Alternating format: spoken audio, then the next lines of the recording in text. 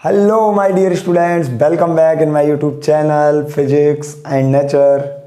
और मैं नरोत्तम सिंह फिर से हाजिर हूँ आपके सामने नए चैप्टर के साथ, जिसको हम आज रिवाइज करने जा रहे हैं। मैं सबसे पहले आपको बताऊंगा कि इस चैप्टर से क्या क्या मेन पॉइंट हैं जो आपको पढ़ने हैं, क्या क्या मोस्ट इम्पॉर्टेंट टॉपिक्स हैं और किस टाइप के इस चैप्टर से क्वेश्चन आने वाले हैं।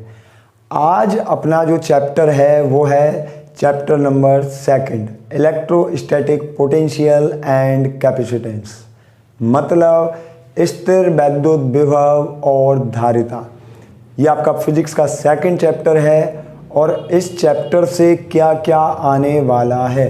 तो मैं आपका ज़्यादा टाइम नहीं लेते हुए चैप्टर का रिवीजन स्टार्ट करता हूँ। पहले हम पढ़ेंगे कुछ ऑब्जेक्टिव्स के बारे में जो कि इम्पोर्टेंट हैं सबसे पहले। लेकिन उनको पढ़ने से पहले मैं आपको बताऊंगा कि इस चैप्टर से किस किस टाइप के क्वेश्चन आ सकते हैं।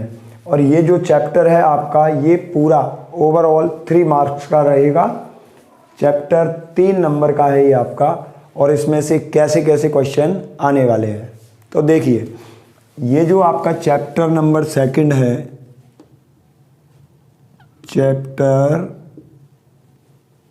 2, और चैप्टर का नाम है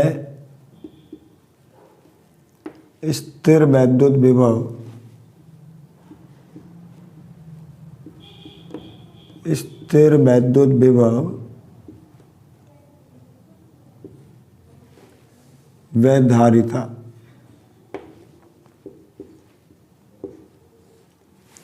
चैप्टर का नाम है स्थिर वैद्युत विभव व धारिता। ठीक है, तो अब चैप्टर को करते हैं स्टार्ट। अब इस चैप्टर से क्या क्या आने वाला है। सबसे पहले बेटा, इस चैप्टर से एक क्वेश्चन तो रहेगा ऑब्जेक्टिव। तो 1 क्वेश्चन जो रहने वाला है वो है कैसा, ऑब्जेक्टिव, आधे नंबर का। एक ऑब्जेक्टिव क्वेश्चन आने वाला है इस चैप्टर से, और कितने नंबर का रहेगा वो आधे नंबर का रहेगा, आधे अंक का आएगा। एक ऑब्जेक्टिव क्वेश्चन आधे नंबर का। उसके अलावा इस चैप्टर से वो आपसे एक डायग्राम पूछ सकता है। 1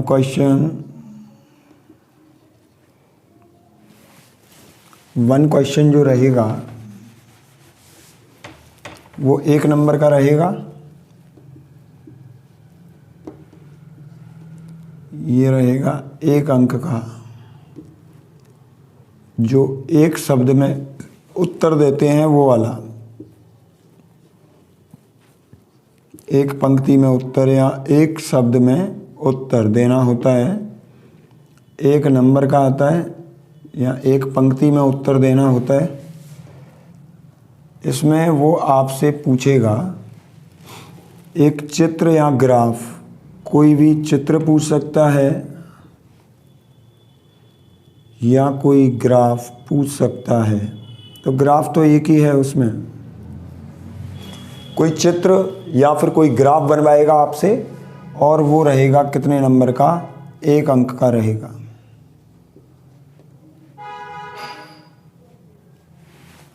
और एक 1.5 नंबर का 1 क्वेश्चन 1.5 मार्क्स, ये रहेगा डेरिवेशन।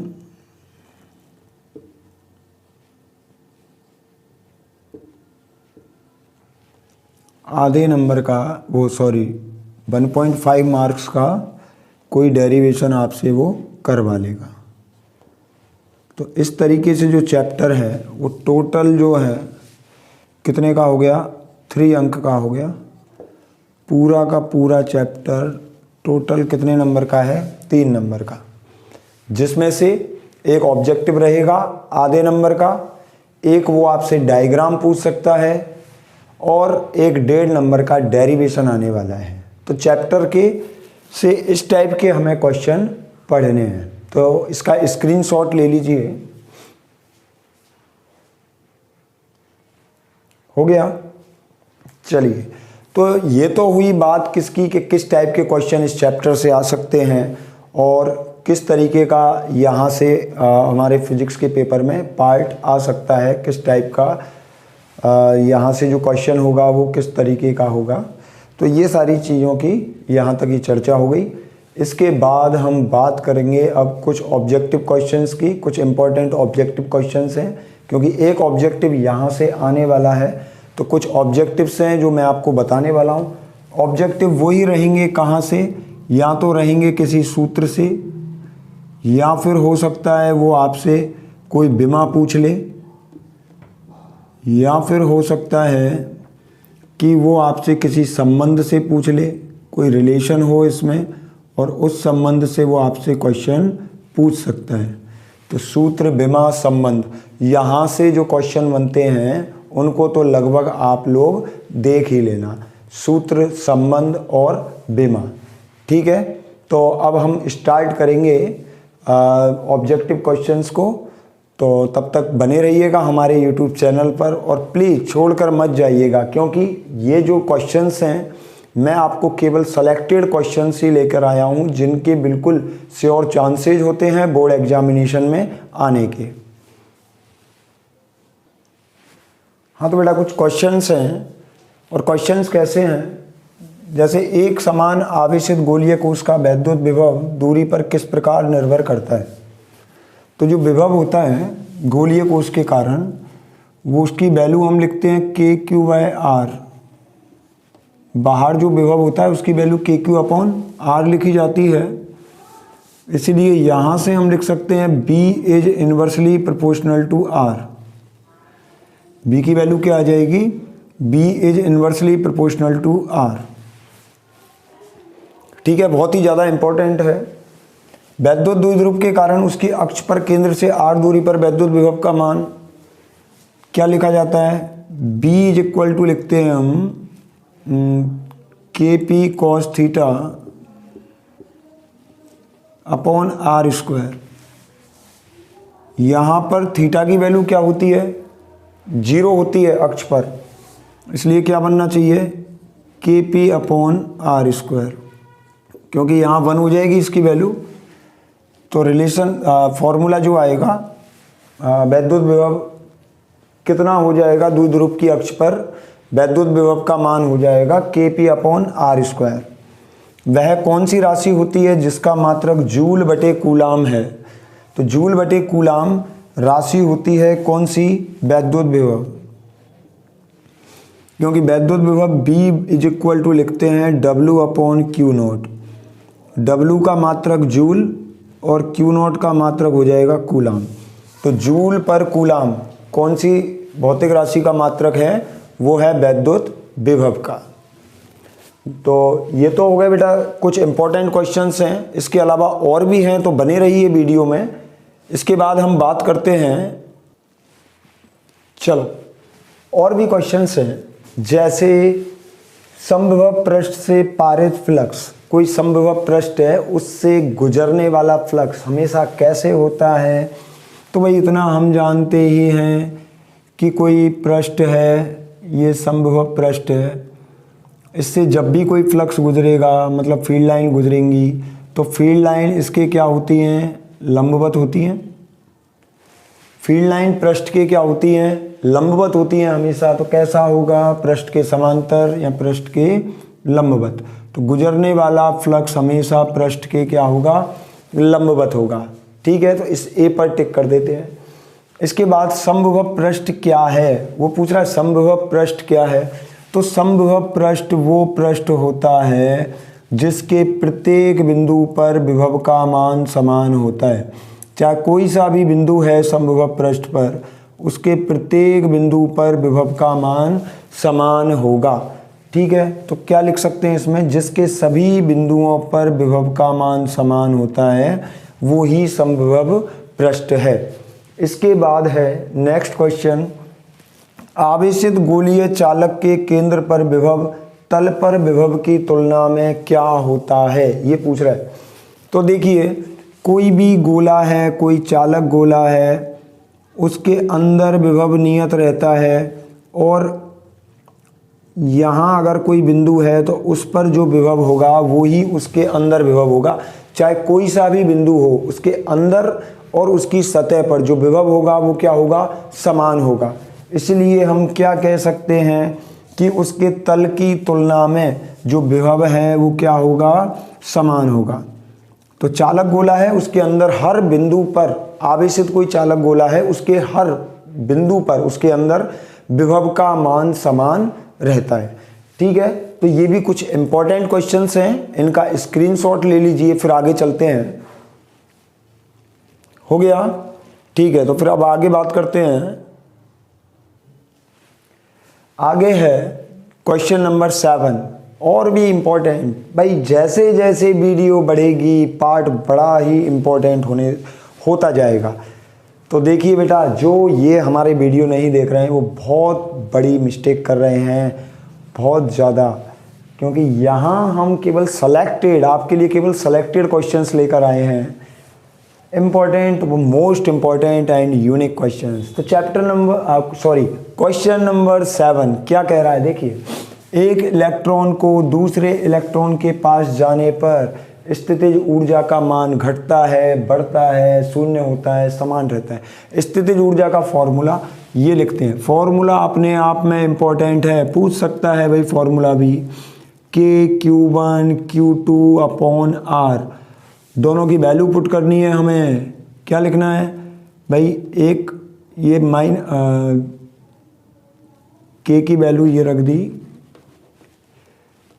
और Q1 की वैल्यू -E और Q2 की वैल्यू भी -E अपॉन R, किस में आ जाएगा, ये आ जाएगा KE²/R।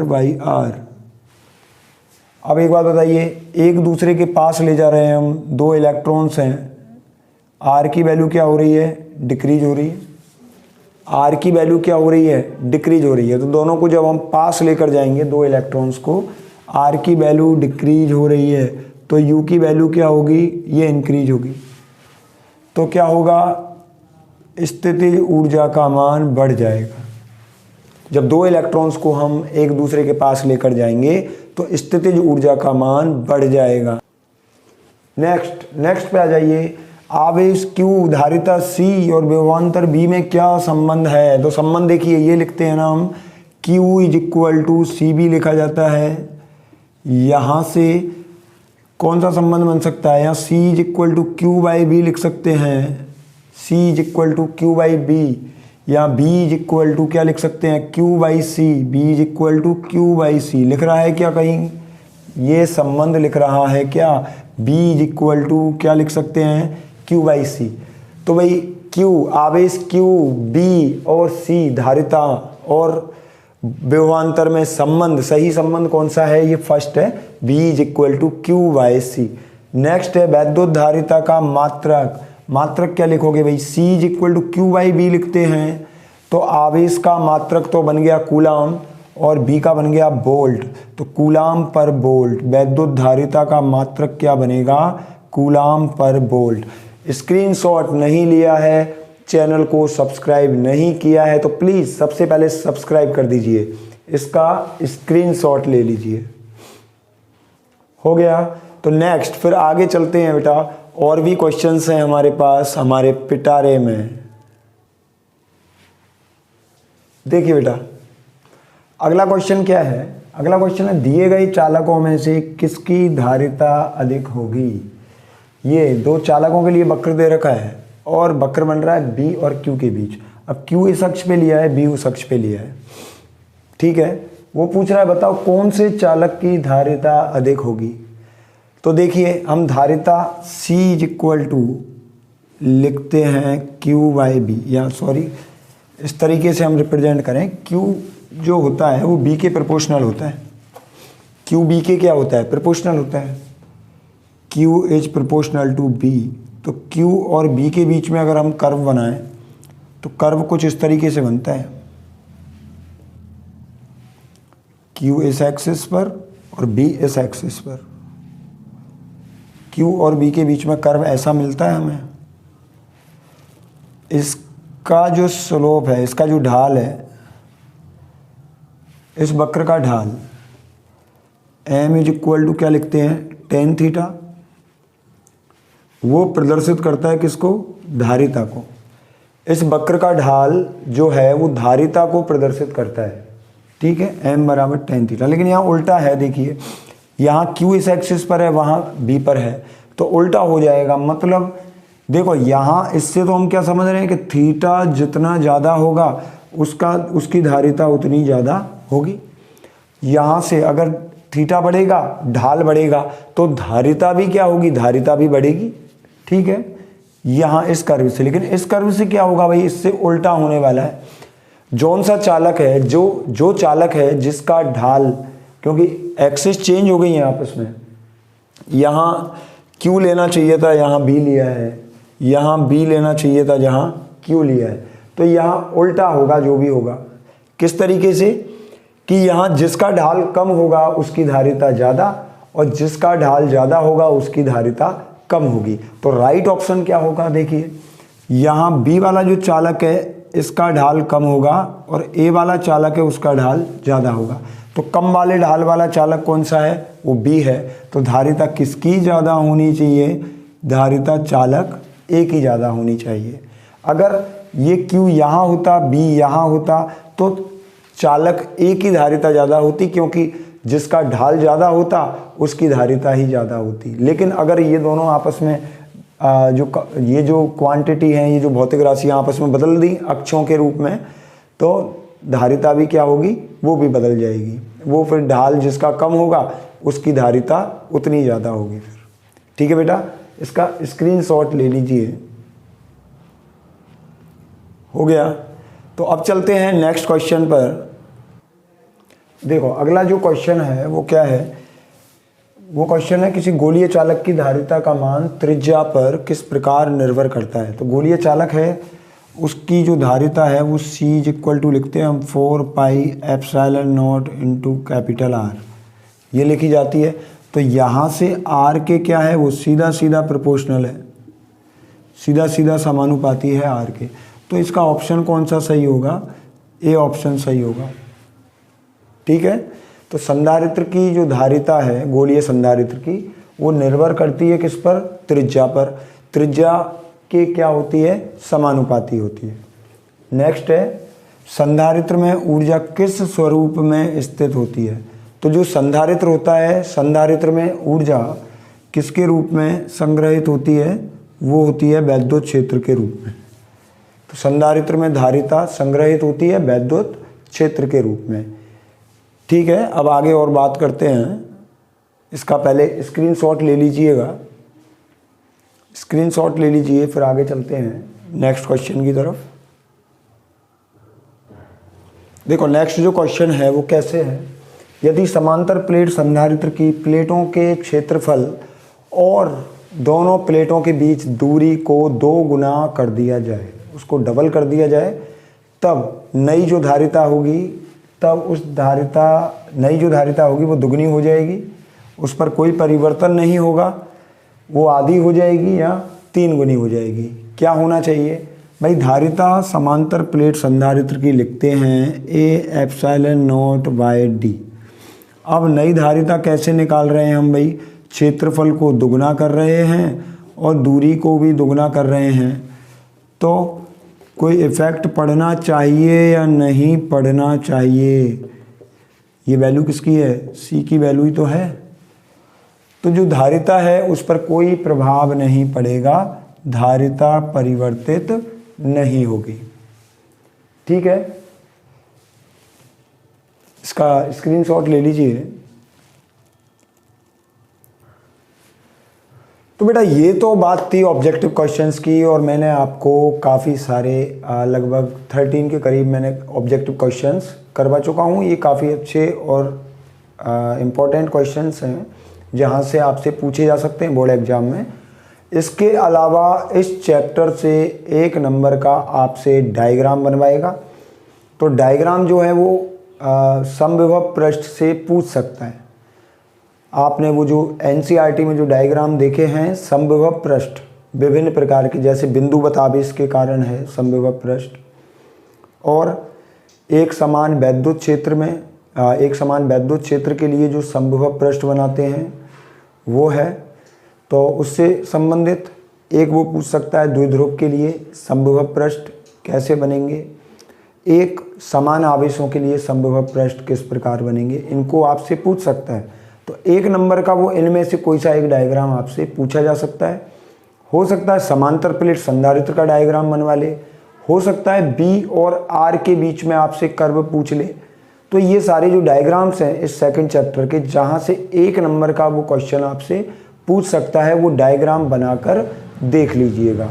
कुछ डायग्राम्स हैं जो मैं आपको यहाँ बना के दिखा रहा हूँ, वो डायग्राम्स मोस्ट इम्पॉर्टेंट हैं जो आपसे पूछे जा सकते हैं। इसका स्क्रीनशॉट तो आपने ले ही लिया होगा।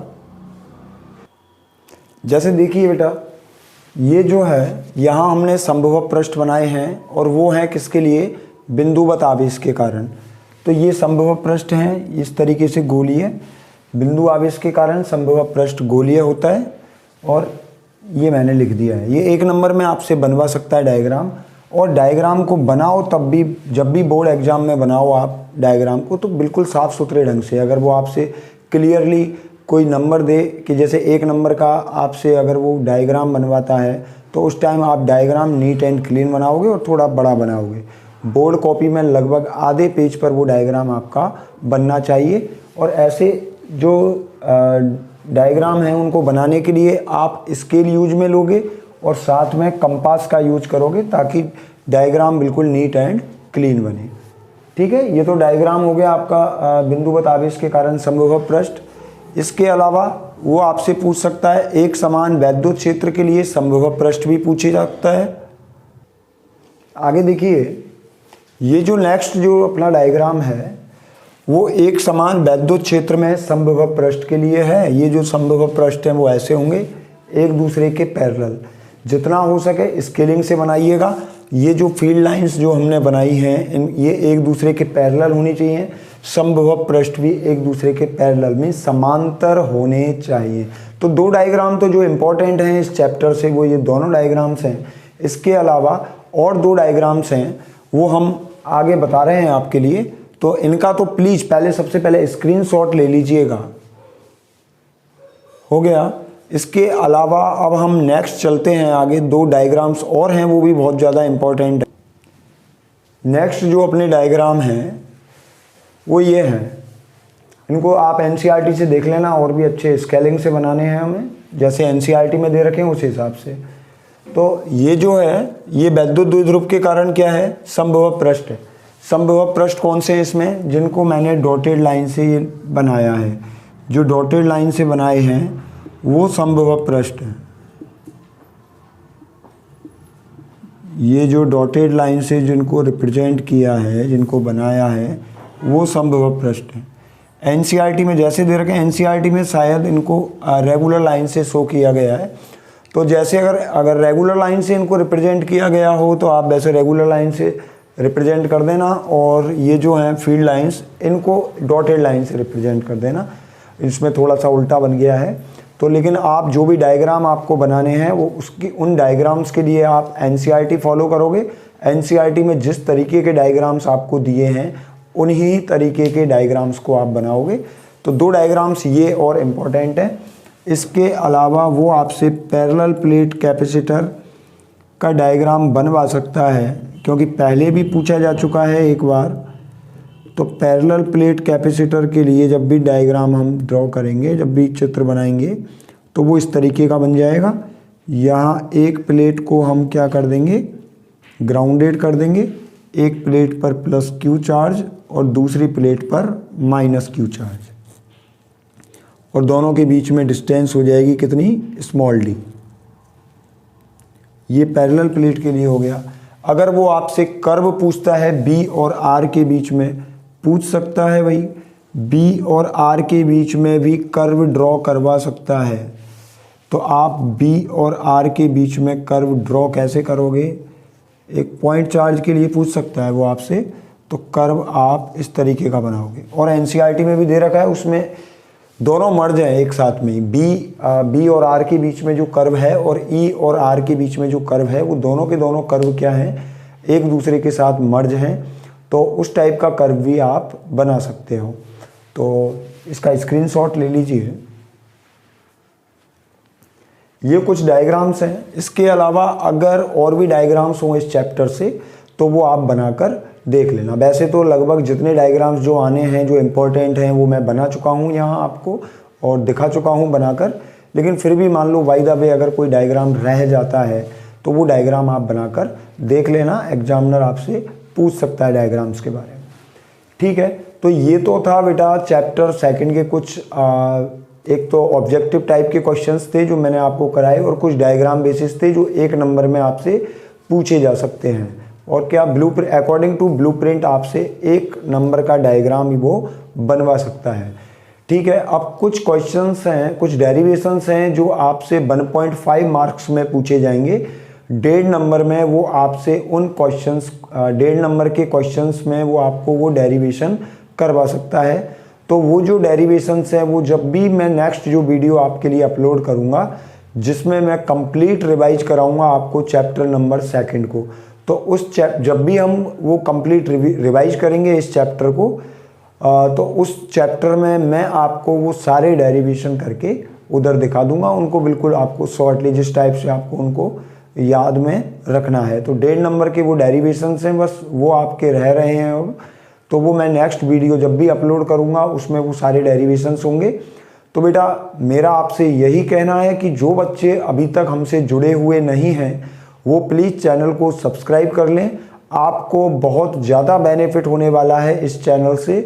प्लीज़ इसको जितना हो सके उतना शेयर कीजिए ताकि और भी जो भी बोर्ड एग्जाम जो स्टूडेंट्स बोर्ड एग्जामिनेशन में अपीयरिंग होने वाले हैं उनको ज़्यादा से ज़्यादा बेनिफिट मिल सके। तो मिलते हैं फिर नेक्स्ट वीडियो में कुछ रोचक क्वेश्चंस के साथ, कुछ नए डेरिवेशंस के साथ जो इस चैप्टर के इम्पोर्टेंट डेरिवेशंस हैं उनके साथ। तब तक बने रहिएगा, हमारे चैनल को देखते रहिए और हमें जितना हो सके उतना ज़्यादा सपोर्ट कीजिए।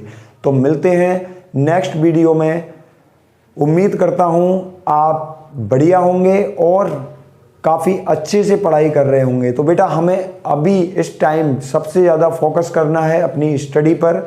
जो भी आपके मोबाइल्स वगैरह हैं उनको अभी रख दीजिए। जो मैं क्वेश्चंस आपको बताने जा रहा हूँ वो मोस्ट इम्पॉर्टेंट क्वेश्चंस हैं अकॉर्डिंग टू आपके बोर्ड एग्जामिनेशन। तो मिलते हैं नेक्स्ट वीडियो के साथ।